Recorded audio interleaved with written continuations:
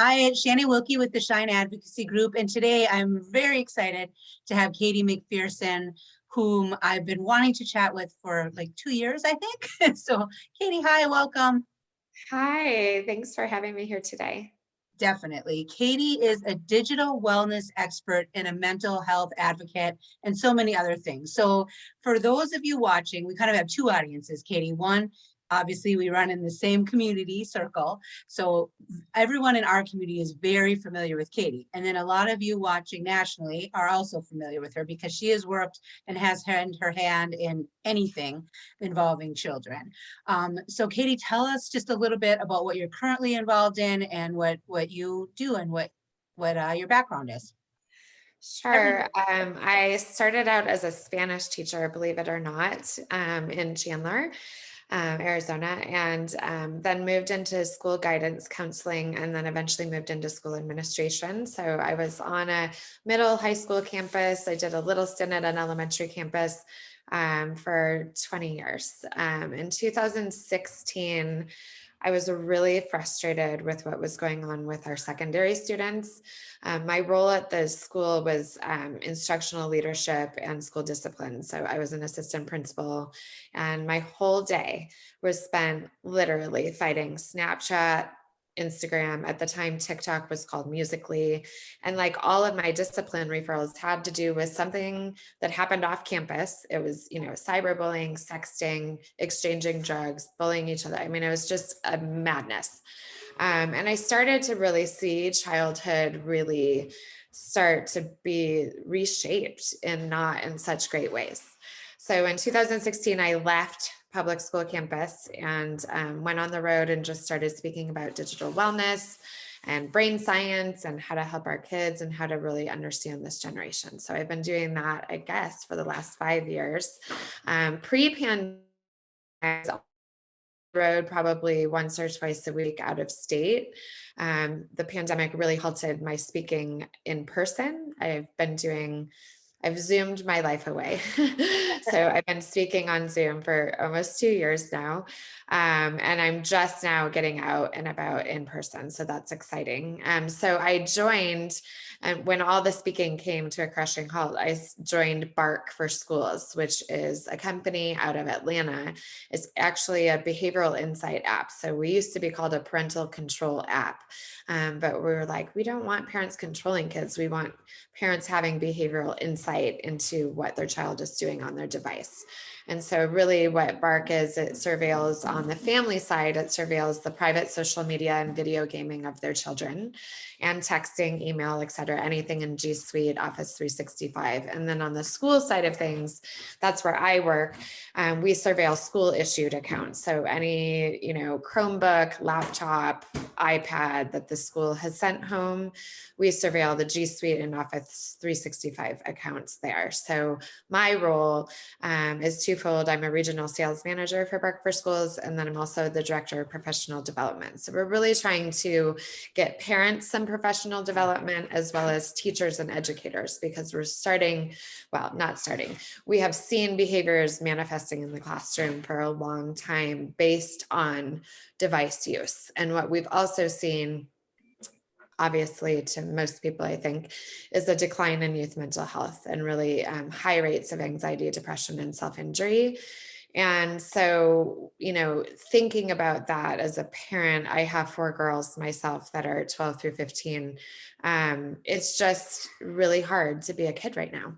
Right. And parents are looking for resources. So my third day job, I guess, is I serve as an advocate in the community. I literally used Facebook by accident to create an advocacy type arm of who I am and what I do. And so I think I'm seen as a referral source in the neighborhood where people can just reach out and say, my child's really struggling. Do you have a referral to a licensed clinician? So I work with some of the most amazing clinicians, neuropsychs, you name it, I know them. So if anybody listening to this feels like their child needs something, please feel free to reach out and I can connect you. And that isn't just Arizona. I know people nationally as well. That's awesome. And that's how Katey and I know each other. We refer back and forth often. And I am so happy that kind of your both worlds collided in this endeavor with Bark, because I notice it. So I work a lot. I'm an advocate, and I do education advocate, and a lot of it is behavior interventions. So ADHD, autism obviously manifests in behavior, sometimes more impulsivity, more propensity to go on the sites they shouldn't be on, or not understand fully. A lot of my clients don't fully understand the nuances of a MAME. I don't even know how to pronounce it. Is it MEME? My son is a junior high student. He tried to tell me 10 times and I still forget. And it It's used to, now it's a family joke that mom doesn't know, so I can't purposely learn it. But yeah. so sometimes kids don't understand nuances in that. And so I look at Bark as an accommodation. It's a protection for all kids, and especially kids with special needs, so they aren't exposed to things that they should not be, that they're not yet ready to process. Or if they are exposed, the parent knows because of the highlights that Bark does. I just started using it myself. Katey has a code. I think we can tag it. Thank you for that code. It saved us some money. And it's really great. It emails. I feel like now that my son's in the 7th grade, he's got to have some responsibility, and we're trying to have him grow, and it emails us so we can have these conversations. If he did try to hop on something he shouldn't, it blocks it if we set it up. But it was user friendly. I am not super tech savvy, and it's pretty cool. I like the method that they use, the psychology behind it, and I'm sure that it's literally saving lives, because it is alerting people if they're suicidal talk or anything that would be sexting, anything kids should not be doing, or we should be on alert about, comes right to the email, or text. It can even text you, right? Yep. Pretty instantaneous. So that's awesome. Yeah. And Katey has helped so many families. So we have the same people and she is just a huge resource and knows everybody and all the different providers. So if your child is struggling, it seems to me like I'm hearing technology or mental health, and then they do collide, right? So Katey Services, will take her website below. She's a wealth of knowledge. She's always having community presentations. Some of them would be national because they're, virtual, but some are right here in our community. You were telling me, Katey, there's a video series coming up right down the road. We'll take that, just mental health awareness, because it's Suicide Prevention Month, correct? It is. Mhm. Okay. And then what are some, if you had to give a couple takeaways for parents, because it's overwhelming, right? So our audience generally has kids with ADHD, autism, anxiety. And so if you couple that with the overwhelm of the kids trying to fit in, becoming overly involved with technology, what are some of your first go-to measures? If you were to meet a family and they had a lot of work to do, what would be the first couple lines of defense? I think really just equipping your home and protecting it. You have to have a good router. The router will do like 75% of the work for you. It will not allow explicit content in. It can send you messages about how long your child's been on something. You can block and filter websites. Like it really is the tool that it's built to be. But most people are like, what's a router? Secondly, I would say no devices in the bedrooms or bathrooms and no devices overnight. Have a central charging station near, in your bedroom, on your nightstand, away from your head, somewhere where the children cannot get it. What kids typically do, if it's in the kitchen or in their bedroom or their bathroom, even if it's in the off position, it's too tempting. And I can't tell you the number of stories I have of things that have happened overnight. None of them are good. None of them. Nothing good happens after 9 o'clock with an underdeveloped brain on a device, whether it's bullying, sexting, pornography, depression, anxiety is escalating, and I'm starting to think about suicide. Like it's all pretty yucky. So devices out of the bedroom and having, some golden guardrails, sitting down with your children, especially if they're 8 and up. I feel like we have like 10 years between 8 and 18 to really involve them in the use of their device, because what's currently happening in America is we've given these devices like happy birthday, Merry Christmas, Happy Hanukkah, and then they crash and burn. They do something stupid and we take it away. And then we're really tired after work and we give it back. And then they fail their math exam and we take it away. And we're doing this dance back and forth. And in the middle of the dance is your child and your child's heart. And they're starting to work around us. They're finding other devices to use. They're borrowing a friend's device. So you take their device, they get what we call a burner phone or burner device from somebody, and they're using this other device that you have no knowledge of. If you have a good router, the router's picking up the burner phone and then alerting you, you have a new device on your router. Yep. So you know that there's additional devices. So I would say router, sitting down and making a family data contract, knowing full well they are going to crash and burn. They're still going to make mistakes. You're still going to have to limit use. But this push and pull dance we're doing, it is truly wreaking havoc on our relationships, and we're losing our students. And I think secondly, some really great resources. My favorite book on this whole digital topic is Glow Kids, GLOW, Glow Kids by Dr. Nicholas Caceres. He's out of NYU.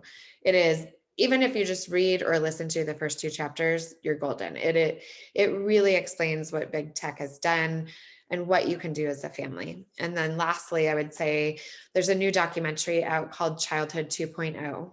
It's free on YouTube. It's free on Amazon Prime. It is by far the best documentary out there. I know social dilemmas out there, and that's great too, but this is kids between 8 and 18 talking about, this is what's really happening in my school. This is what's really happening on my phone. And this is what's really happening in my friendship circle. And it is so hard, mom and dad, and I need your help. And it's just so well done. So I am a huge fan of watching that. I would watch it alone as adults first. It is appropriate, in my professional opinion, for ages 13 and up, but I'd watch it first alone. You'll be blown away. And then you'll be like, okay, we have to have the kids watch this if it's appropriate for their age and wiring and all of that. So those would be my key takeaways. If I could just Shazam all of the households in America, I wish you could. be in the know, stay in the know, and be prepared. And those are all, everyone can do that. Those are not difficult things. And that's a wealth of knowledge. I appreciate it because I see the same trend. I did not work in administration in K-12. I did at a college. And in the disability services department, we were starting to see that. It was 6 years ago, 7 years ago. So it was, rearing its ugly head. And now when I go to an IEP meeting or a behavior type meeting in my position, the principals on the walkout are like, this is all we see. Everything is related to tech. My own son has had hiccups, often related to tech. And so we have to acknowledge it because it's happening either way.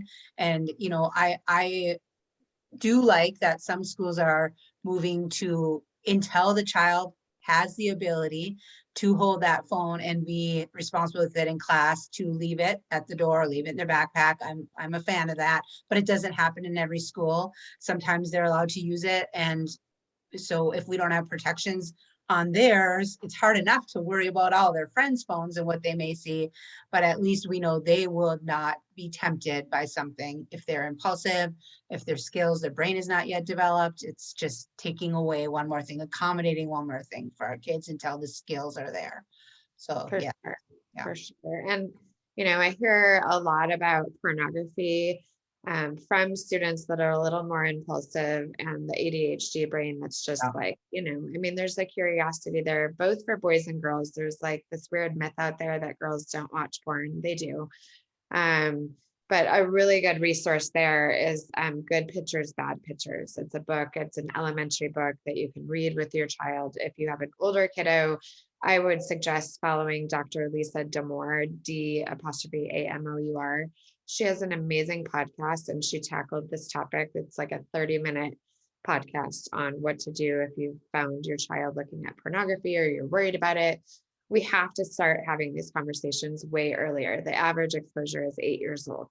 You know, these big tech companies and the porn industry, they're like, where can I find little kids? Well, Roblox, Minecraft, Among Us, Call of Duty. Like, I'm going to put a hyperlink in the chat box, and of course, a boy or girl is going to hit that. So, those would be my suggestions. Is really, we've got to get brave and courageous about tackling these huge topics. I agree. I agree. Well, I'm excited that you joined us, and I'm going to link below your website, some information on, you know, any the movie series that you have coming up, and then the topic that probably should be another interview is the mental health, because we both have a lot to say about that. But I guess if I could put you on the spot and ask you the same hard question, like what's the first thing if you're starting to suspect that your child is either saying, I want to end my life, or texting it to somebody, what are some things that you would advise parents to do? I would really, I mean, and I can send you a PDF that kind of Okay, walks through this, but be that would be direct. great. There's still this myth after all these years that if you ask somebody, are you thinking of hurting yourself? Do you want to end your life? That you're planting the seed. The seed's already planted and growing, and they're already ideating about that. The question, do you want to hurt yourself, actually pulls the kid from the brainstem back up to the prefrontal cortex, where they're like, well, no, but I'm just so upset about XYZ. So asking the hard questions, I would say, is first and foremost. And that means we have to be brave. Yeah. And, you know, I'm just going to be super frank. It's Suicide Prevention Month. We've seen a triple amount of 5 to 11-year-olds going to our emergency departments, and not just Arizona, nationwide. It was a study done by JAMA. And, you know, when I think about 5 to 11-year-olds being so stressed out that they're thinking about not wanting to be here, we have to intervene. And so I think when I look at kids as a whole in a school or in my home, like there's 3 lanes: well-being, stress and distress, and crisis. And every day I wake up, I'm looking at my 4 kids, like who's in well-being, who's in distress. I haven't had anybody in crisis yet, but really thinking about this public health model approach to our kids. Like, we want them in well-being, but if they're stressed and distressed, that's okay, because they're stretching and growing those coping and resiliency skills. But how do we dial them back to well-being? Because what's currently happening in America is too many kids are sitting in stress and they're slipping into crisis. And our crisis resources are pretty limited as adolescents go. Yes. I will definitely post that PDF below, and then hopefully we can talk again someday just on the topic of mental health, because I'm sure that it takes up so much of your day, especially now living through this pandemic or living in this. Okay. Yeah. Okay. Well, thank you so much for having me here today. And thank you all for listening in. I appreciate it very much. Thanks for everything you do for our community and really for all kids everywhere. Thanks, Thanks. Katie. Talk to you soon. All right. All right.